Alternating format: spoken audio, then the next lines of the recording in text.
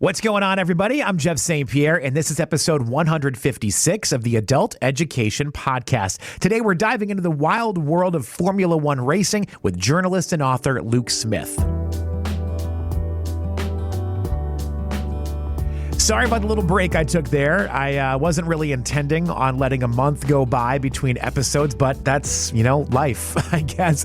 I've got a great list of conversations coming your way here over the next few weeks that I'm really excited to share with you. I do have a heads up for you, though. I am going to be taking some time off this summer to spend more time with my family while my wife and daughter are out of school. My wife's a teacher. My daughter is in school, so they'll both have the summer off, and we're going to try to do some stuff. So there will be a break coming, but before we get there, just a great lineup of episodes to share with you. I've never been much of an auto racing fan, not to sound like a stereotype here, but watching cars drive in circles has never been my thing. And I know that some people are going to hear this and they're going to get triggered by that. And I'm sorry. I know there is an art to racing. It's just not for me. Here on the good side, I find golf to be way more boring than watching auto racing. So I guess there's that. But like millions of other people during the pandemic, I found the show Drive to Survive on Netflix. And if you haven't seen that show yet, Drive to Survive is a docuseries that chronicles basically a full season of Formula One racing. The show has had 7 seasons so far, and I am addicted. I think I'm maybe more interested in the show than I am in Formula One as a whole, but the program has pulled me into the fray. I mean, I actively check the racing blogs now. I watch qualifying updates and always look to see who won the big races. And Drive to Survive has done that to so many other people. Formula One's popularity in America is at an all-time high, and the star status of its drivers and teams is growing around the globe thanks to the exposure from Netflix.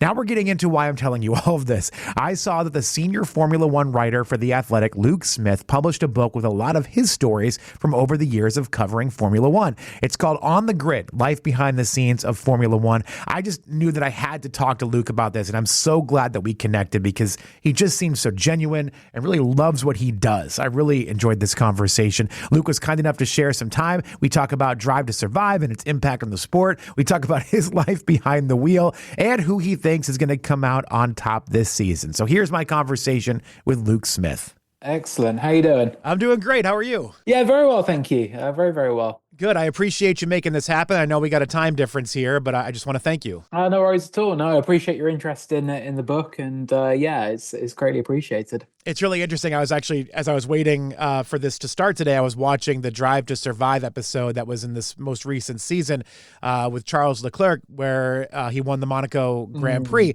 And it reminded me of the story that you told in your book about your mom and how he sent you a message after her passing and all that. And I was just like, wow, it's like a really emotional and what a great moment to watch leading into this conversation. Yeah, no, that's really, really cool. I think I enjoyed this latest season a lot more than some of the previous ones, I think. And I think that episode in particular was a really, really strong one. It kind of summed up a lot of Charles's character, which was really, really lovely. Yeah, I want to talk all about Drive to Survive, but I think it's hard not to when you're talking about Formula One right now. Yeah. And I agree with you because I'm not done with the season yet, but I feel like the last couple of years when they were focusing on 2022 and 2023, they were such blowout years for Max Verstappen and Red Bull that it was kind of like, where are the stories, right? We got to find the interesting stories around the fact that this team is just dominating everybody. But 2024, things were a little more even, so you had a lot more stuff you could grab from. Yeah, completely. Yeah, it's I think that's definitely helped, and their approach is so interesting. They kind of just film everything basically, and then they'll put together whatever they can do. And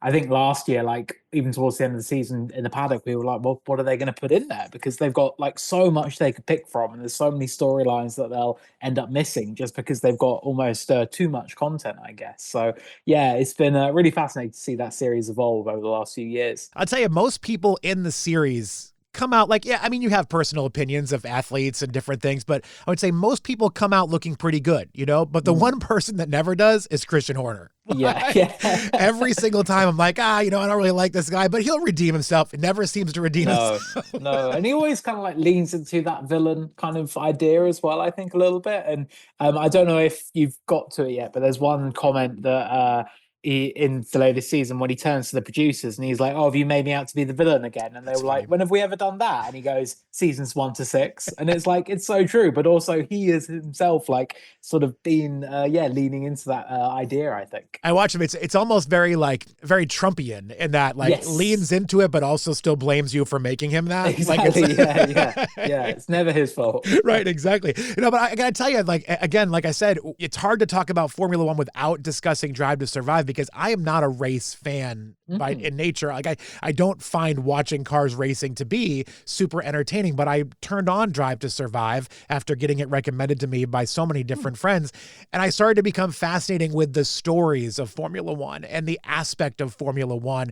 There's so much in it that I think it's bigger than just the cars racing. Like there's a lot more to this Formula One world than just watching cars doing their thing. Yeah, completely. Yeah. It's really fascinating. Just like it's changed all of our worlds Sure. basically. Because I think it has opened it up so much. Like I don't think my job would exist without Drive to Survive. I probably wouldn't have written this book without Drive to Survive just because of the boom of interest that it has sparked. And and I think that's kind of exactly what it's achieved. That most people think, oh, it's just a load of cars racing, but actually there is so much more to it. That really what happens on the track is actually just like 2% of the story because there's so much else going on. So it's great they've been able to convey that. I want to follow up with what you just said, though, where you said you don't know if your job would still exist if Drive to Survive didn't come out.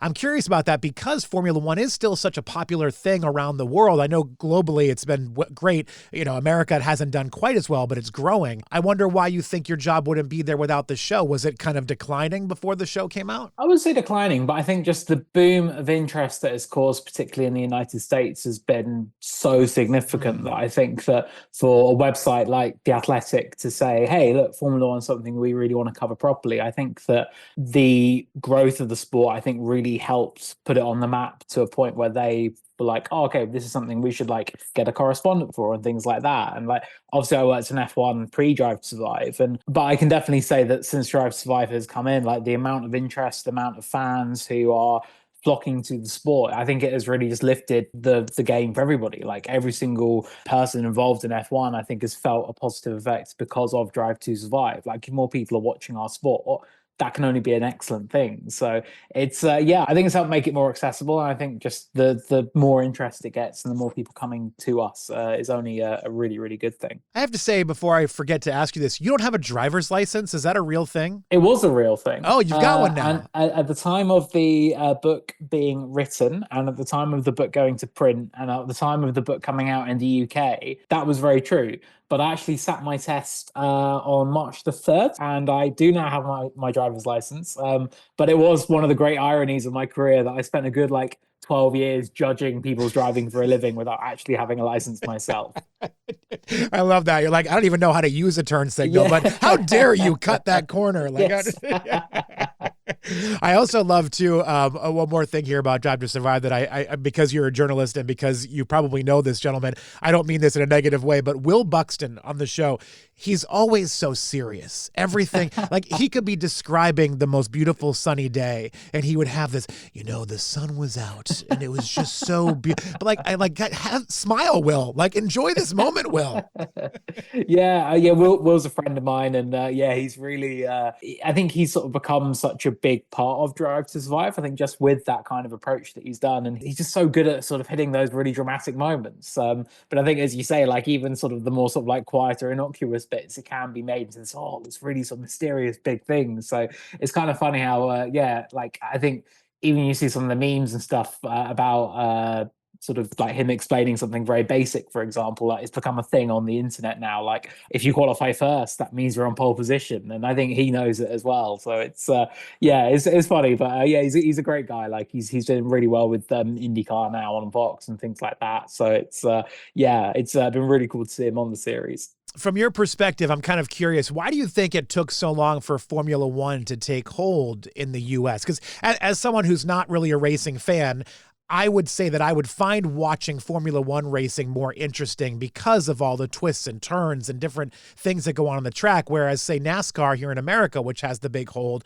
it's an oval. I mean, you're just going to make the joke. You're just watching cars drive in circles. Yeah. So I find it interesting that Formula One, it was so hard for people to really adapt to that here. Yeah. And I think that part of it is that F1 has always been seen as quite a high class Mm. and maybe in some ways quite inaccessible sport, to be honest. Like, for example, I never went to an F1 race as a fan because it was just so expensive growing up and we didn't have a lot of money growing up. So the first race I went to, first F1 race I went to, was literally the first race I covered as a journalist because it was just so inaccessible. And I think that particularly in the States, like, whereas NASCAR, yeah, it is over racing, it is much more accessible, it's much like cheaper to get a ticket and things like that. I think that automatically made it easier for people to go to. Whereas F1, because it kind of like came and went a lot in the US as well, like there wasn't really a Grand Prix that really took Mm. a foothold in the States until the Circuit of the Americas in Austin, Texas, like really put it on the map there. And I think that helps. But then I think also the fact that maybe a lot of people just didn't know really what F1 was about Mm. in the US. Like, you know, NASCAR, you know, like the Indy 500, you know what they stand for. Whereas F1, it was like, oh, it's this kind of like European racing series, maybe. And it really took diehard fans in the US who actually fully understood it. And there was a great community for that, and it was really growing. But then what Drive to Survive did was really open up the doors and say, hey, this is what we're really about. This is who these people really are. And I think that the formula that Drive to Survive had, I think every other sports documentary has tried to do in a similar kind of way. And that's kind of the gold standard for, hey, we want to open up our doors and make it more accessible and get you to know these characters. And the people who made Drive to Survive also made Full Swing, the golf series. I'm not a huge golf fan. Like, I'll kind of watch the majors, but that's kind of about it. But I loved Full Swing just because of who these people were and the characters. And like that, for me, was such a great thing. So I think that really was what changed it for F1 in the US because now fans could kind of understand a little bit more what F1 was about, who these people are, and yeah, it kind of like took away some of the smoke and mirrors around, yeah, what actually is this sport. You're right about the documentary thing really impacting it and other sports as well. Now, I got into one. I don't know if the Drive to Survive folks were involved in this one, but there was one about surfing that I got really into. And I thought it was brilliant and fascinating, but it was also on Apple TV, and I just don't think they had enough viewers to keep the show going. I think if it had been on like a Netflix, it might have done a lot better for them. But it does, like, these kind of things take you inside to places that you've never been able to go, which is also what your book does, which I haven't said the title yet in this interview, but it's called On the Grid, Life Behind the Scenes of Formula One. You take us behind the scenes of this place that we generally don't see. And I think even with Formula One, there's an exclusivity with this. Like you mentioned money, like there's something secret and special about the Formula One inside stuff that we never were able to see before. And now here we are with a couple of different opportunities, including your book, to really see the dynamics of what's going on. Yeah, absolutely. And I think that's kind of what I wanted to achieve with the book as well. I did want it to be that people could read it and fully understand like kind of what it is like to walk into that Formula One paddock. And it's something that I do pretty much every other week because of the regularity of the races. And I never ever take that for granted. And I think that what I wanted to kind of translate through the book was,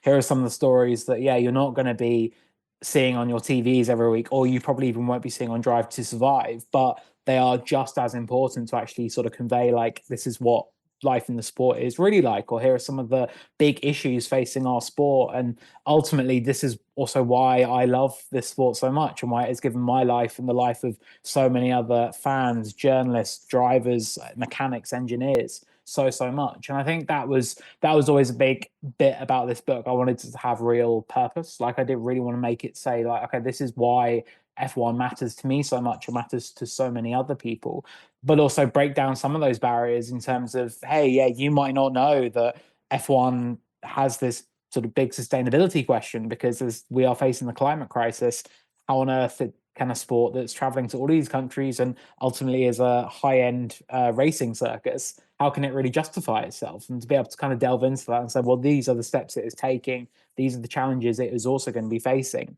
It was something like that I think was really fascinating to be able to convey in a way that I think when you're maybe limited to a 1,500 word article, for example, or even a 20-minute episode of Drive to Survive, you can't really delve into it into the same kind of detail. Whereas with the book, like, you are kind of afforded that space and time. So I think that was really the overriding thing for me, is I wanted to have proper purpose. And I would love to think that people in 25, 50 years time can look back on this book and say, hey, that was what F1 was like in 2025. I mean, I think you've done a great job. I haven't finished it yet because I'm a painfully slow reader, but I think you've done a great job with that mission. I mean, I do think Thank you're you. giving us, and I know it's not all just about one year here, like you're talking about your career in journalism as well and telling stories from all of that, but it's a snapshot, if you will, in this book of what this world is right now. Like this could be a history book in a way. Yeah, and that's a really cool thing to hear, because I think that the sport does change so quickly, and I think that there's often kind of an air of negativity around the sport as well at times. Like it can be seen as a bit, everything is maybe a bit sort of hammed up and dramatic, and it is all about this driver versus this driver, or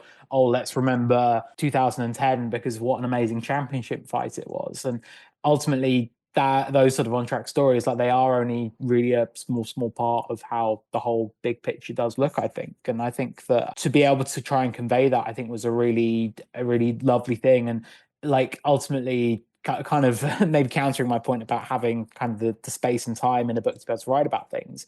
Actually, when you're breaking it down into like 10 chapters, you're really thinking, okay, well, what are the big 10 topics that I really want to write about here, that I really want to sink my teeth into? And to be honest, like F1, like there's just such a wealth of people, of stories, of so much history you can really get stuck into. Actually, that was quite a challenge as well. But in the end, like I'm really sort of pleased and proud of what I ended up settling upon in terms of, okay, well, these are the key things I want to be writing about and talking about through this book. And yeah, to be able to illustrate that in the best way possible. I want to talk a little bit about, I guess, drivers and regulations in cars, because here's one of the things that I find really interesting about Formula One. And you may correct me here because I don't know all of the ins and outs here. I know there are regulations on cars. I know it seems to me that a lot of them are more on like size and shape of the vehicle and different pieces of the vehicle. But when it comes to an engine, kind of seems like most bets are off. And if you've got all the money, you can invest a lot more into this. So I wonder sometimes, is Max Verstappen really the best driver, or does he just have really the best car? And that is really the never-ending debate in Formula One. And I think it's something that is never ever actually going to be fully answered in the sport, which is kind of wonderful in a way as well. Like you look at championships such as IndyCar, Formula 2 even, and they're what you would call a spec series, where basically everyone does have pretty much the same car. The team will buy the chassis and the engine and everything like that, and then it's kind of up to them what they do with it, and they can make small tweaks here and there, but ultimately you do kind of get everyone running pretty much the same car, so the best driver will often stand out. Whereas in F1, like throughout its 75-year history, it's never been that prescriptive. And even as the rules and regulations, like the rule book is now bigger than it's ever been, and there are a lot of limitations in terms of, you can't have a front wing that flexes this much, or this part of the car can only be this shape, or whatever. But ultimately, there are teams who have obviously made that they've been better through history. You look at Red Bull in recent years, you look at Ferrari in their dominant period, or Mercedes as well. And I think that there are years where, one team will have the dominant car, and you'll see a driver who arguably has a better season than the actual world champion, but because his car wasn't very good, he can't actually prove that. And I think that for the drivers as well, it's a really interesting debate, because a lot of them will tell themselves like, oh, if I had that guy's car, I'd easily be beating him. Like I could be a world champion, until they actually get the opportunity. They've not really got a way to prove it or not. And then when they do, it's like, well, okay, well, you got to make good on this opportunity now. Like you've worked your whole career for this. So it's a really fascinating dynamic. And I think that my kind of rule of thumb is that the best drivers will not only get themselves into the best cars, but they'll also keep the best cars. Yeah. Like if you're able to be at a front running team and then think, hey, I can kind of see we're tailing off a bit now, but that team is looking really good, I'm going to jump ship. That makes you stand out as being a really great driver. You look at what Lewis Hamilton did. He was with McLaren in the early part of his career, and then he saw the way things were going and was like, hey, I'm going to move to Mercedes. And at the time, everyone went, you're crazy. Like, why are you making this move? They're a team that have only won a couple of races. He joined them at the exact right time. They went on to dominate F1. He was a 6-time world champion with them, adding to his one he won with McLaren. And it's like that, I think, is where you go, hey, okay, this is a really great driver. But yeah, I think that the beauty of F1 right now is that it is so competitive, because the teams have kind of like slowly got closer on performance. So it is a little bit more of the driver making the difference. But you are right in that question of, he just has the best car. Like, that is probably always going to be an argument someone can lay against another person just because of the nature of the sport. Yeah, I certainly don't want to take away from the abilities of some of these drivers, but when you look at, Lewis Hamilton, great example. Lewis Hamilton was on top of the world, and then Mercedes changes the car, and then he just completely disappears off the map. And it's like Lewis Hamilton's driving ability didn't change that much in an offseason, but the car changed so much that he became not something that was relevant in racing for that season. So I think it's so interesting to watch how much these little tweaks they make in the offseason can impact everything. I mean, you could be the best driver in the world, but if that car's not there, it's not happening. Yeah, exactly. And I think the Lewis Hamilton example is an amazing one. Like he, in 2021, came within one lap of winning an eighth world championship. Yep. That would have put him past Michael Schumacher for the outright record. And then for the next 3 seasons was pretty much nowhere. Like he won 2 races last year. And that was seen as like a great moment, him ending his win drought. But even then, that was more an anomaly rather than like, oh, he's returned to form or anything like that. And you kind of saw him over those couple of years, just like you could see how much he was just struggling with the fact of, hey, look, I'm doing everything I can here. I just can't get this car to work for me. It's not quick enough. I can't fight Max Verstappen. I can't properly go up against him. It is a really big challenge, I think, for those drivers to kind of like wrestle with that. And I think that even this year, you're seeing like McLaren appears to be the team that's got a little bit of a march on its rivals right now.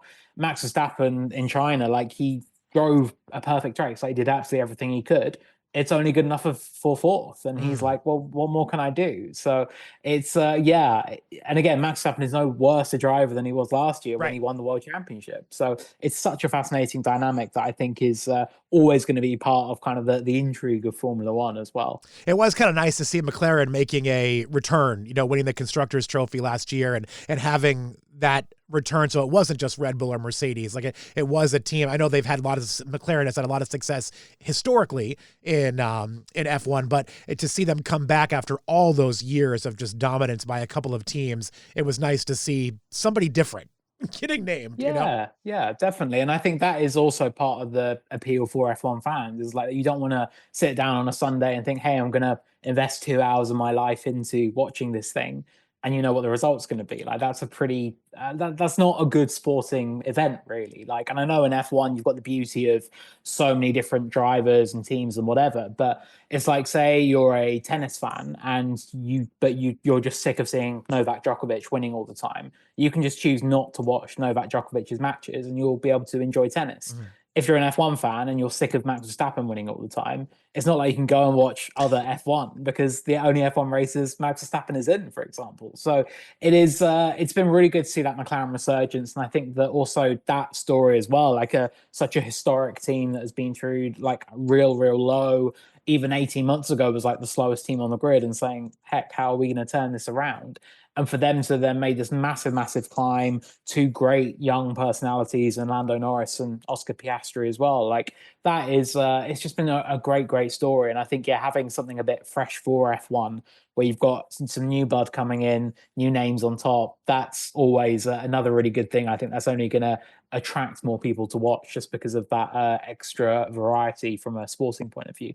Speaking of new names, it's not often you get a lot of new names in F1, which I think is also, I mean, any race, there's only so many cars you can fit on a track, right? So there's always going to be a limited number of entries into something like this. But to think that there's 20 at every race for Formula One, and I think there was, 23 and 24, they had the same exact drivers starting both seasons. And I haven't been following as closely as the 2025 season has just begun, but it's fascinating. Like, it's hard to break in. And if you do lose your spot, it's hard to find a new one sometimes. Yeah, it is. It is really tricky. And like we saw going into 2025 that there was a huge change just because of the driver market, because of where contracts were. We've got 6 drivers on the grid who've never done a full season. 3 of them had never even done a race before Australia. So that fresh blood like came flooding in all at once to kind of make up for the past couple of years. But it is really tough. And like even going into the season, Jack Doohan, the Alpine driver, everyone was already saying, oh, well, he's going to be out after a couple of races because they've got this other guy as their reserve driver who's waiting to take his seat. Then you've seen this week at Red Bull, they've announced that Liam Lawson's been dropped back to their junior team and Yuki Tsunoda's going up to the senior team. So it's things like that where it's like we're 2 races into the season and already things are changing like for this year, which is really, really fascinating. And I think that having it kind of does show the sort of like cutthroat and ruthless nature of F1. And I think maybe back to my point earlier about like comparing with other sports is that the idea that only 20 people in the world at any one time can say, I am a Formula One driver, I think kind of adds to that exclusivity and adds to that kind of myth around the sport as well. And that like that's why in the book I wanted to write about kind of the sacrifices they go to and the financial struggles as well, just to get onto the grid. And it's like you can sink millions into your career with absolutely zero guarantee that you're going to make it to Formula One. Whereas, like, if you're a football player, or a basketball player, or a soccer player, your odds are that much greater just because there are, you're not only going for 20 places, like you're going for several thousand. So I think it's, just such a fascinating dynamic that, again, like, I think that adds also to the kind of prestige of F1, just that exclusive nature of even being able to compete. You've got a couple chapters in your book, Billionaire Boys Club and Champagne Problems, where you do talk a little bit more about some of the money involved in F1. And I do think for me, I've always been a sports fan. So, growing up, I would watch in America, we have ESPN and we have Sports Center, and you would see updates about Formula One. I remember Michael Schumacher's run and just, seeing that name. I didn't know anything about F1, but I knew who he was. I knew what was going on. But money always seemed to be a thing that made Formula One, it took it away from me. Like, I didn't have money. I didn't know, like, they seemed like they were living in a different world. For some reason, I still felt like I could relate to an NBA basketball player, even though he's making millions of dollars. I knew this person came from a home with one parent that worked 6 jobs. Like, but like, you don't see that as much in Formula One. It seems like money is really a deciding factor for a lot of people, not everybody, but it's a major player. Usually, yeah. And I think that's why,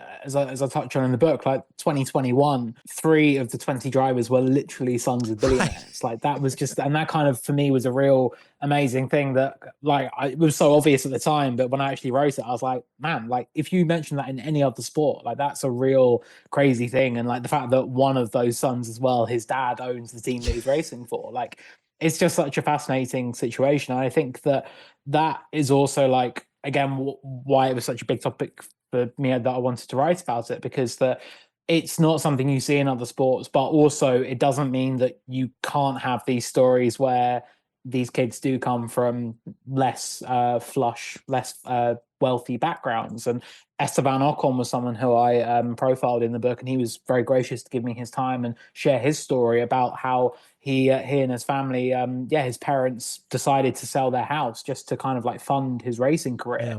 And when he's like a 13, 14-year-old kid, there's zero guarantee that he's going to make it to F1 or even become a professional racing driver.